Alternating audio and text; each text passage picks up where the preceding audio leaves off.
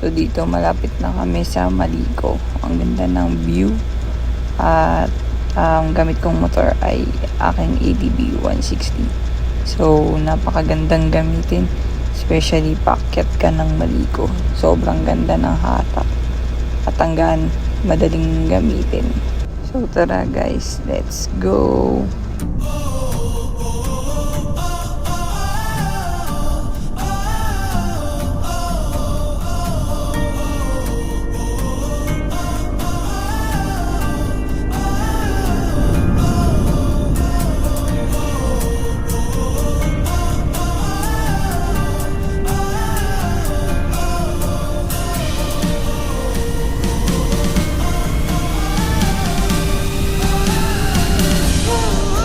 Dito na nag-start ang aming journey paakyat ng Malico. Medyo mahirap pero kaya ng ADB 160. So, let's enjoy the view.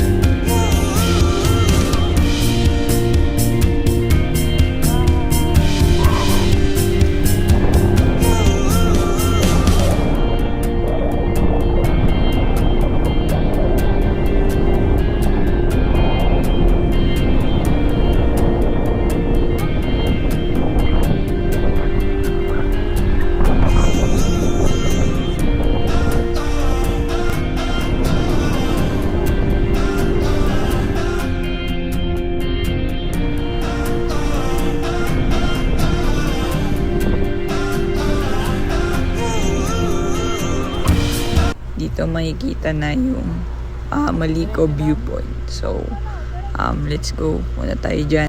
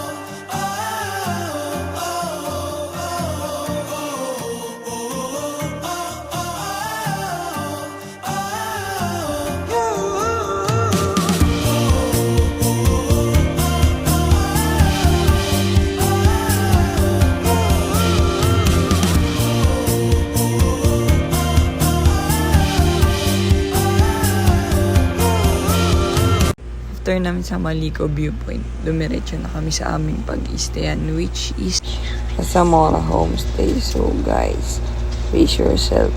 Let's go!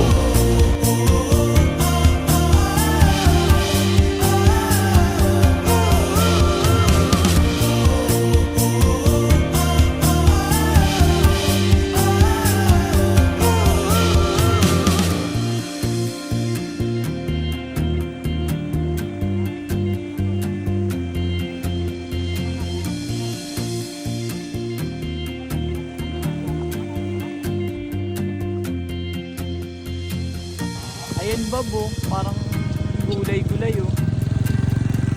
Gusto ko ng kamote. Ito, sunod-sunod na. Teka, muna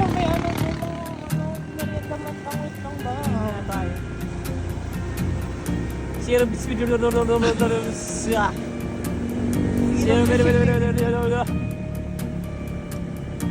na makalaya. Di na tayo kakawat gabi. Dito makikita nyo, sobrang lamig dahil sobrang dami ng fog. So, para ka nasa Baguio.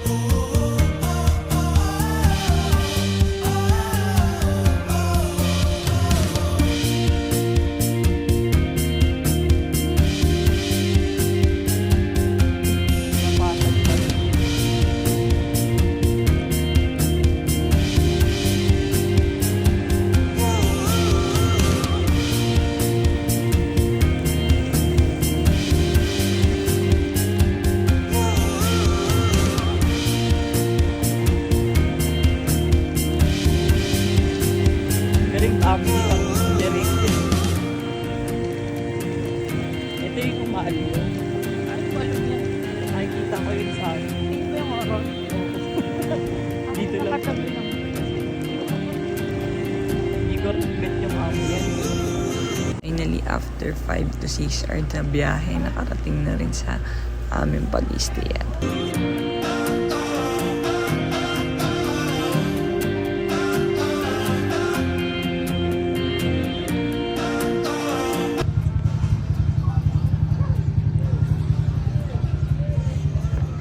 Dito nag-take ako ng drone shot ng Samara Homestay. So, ayan, ang ganda ng view. Ang ganda ng pinag-stayan din namin. So, and then marami din pong nag-rides dyan and then nag-i-stay. So, kung gusto nyo po mag-book kayo sa online, mag-inquire lang kayo. Mas okay na ng reserve instead na pupunta kayo dun, walk-in. Kasi minsan, fully book din talaga sila.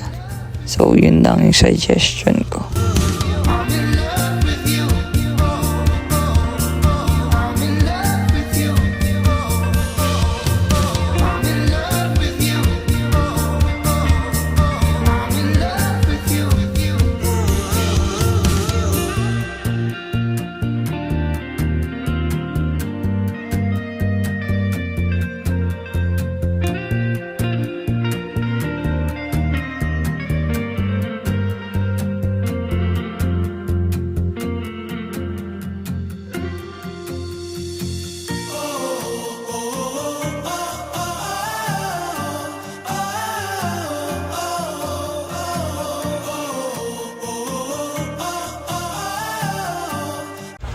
Lumabas kami para maghanap ng makakainan.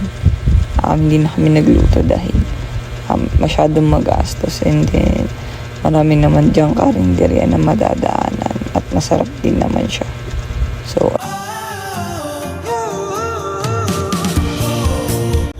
mambay kami sa coffee shop dito. Ang ganda ng view. So, ayun nakikita nyo. Sobrang ganda. It's a breathtaking view ng Maligo, Pangasinan.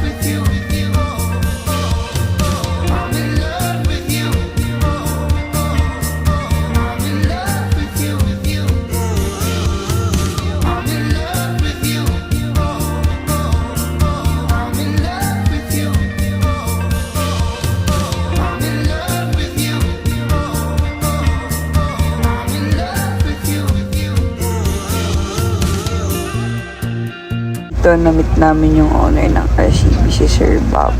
Kasama namin ng iba niyang mga tauhan. So, ayun, na-meet namin sila and sinama din nila kami sa food nila. So, nakakatuwa lang din. Enjoy din yung bonding with them. So, dito makikita niyo si Sir Bob. Nandiyan. So, kinabukasan ng kami ay pauwi. So, ayun, sumuwi kami. Kasama namin yung mga RCB boys. So, mga kahit maliit yung motor, kargado, and ang bibilis talaga. Eh, nanggaganda ng mga motor nila. Lalo na yung mga parts, especially, syempre, sila. Kasama nila yung may-ari ng RCB. So, ayun, let's go guys. Pauwi na kami dito.